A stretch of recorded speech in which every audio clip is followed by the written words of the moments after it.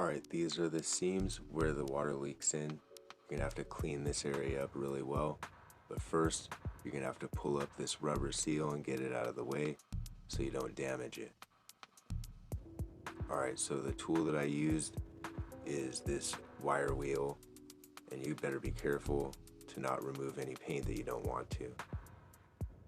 Okay, so you got two choices here. You can use this product from Walmart, costs less than $10, but I would prefer to use this product that comes from the auto parts store.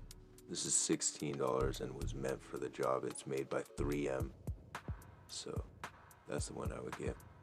I'm going to use a heat gun to make sure the area is dry. So I just used a caulking gun and I applied actually 2 layers to be sure that it would get a good seal. I let it dry in between layers for like 15 minutes. I just used my finger with a couple gloves on and just kind of made the seal. Alright, this is the POR paint. I just poured it on there and made sure it got a good coverage. And after about 24 hours it dries. Then you can put that rubber seal back on. The next thing I wanted to show you is that a common problem is the humidity in the trunk. And the only thing that I've found to stop the humidity is Dynamat.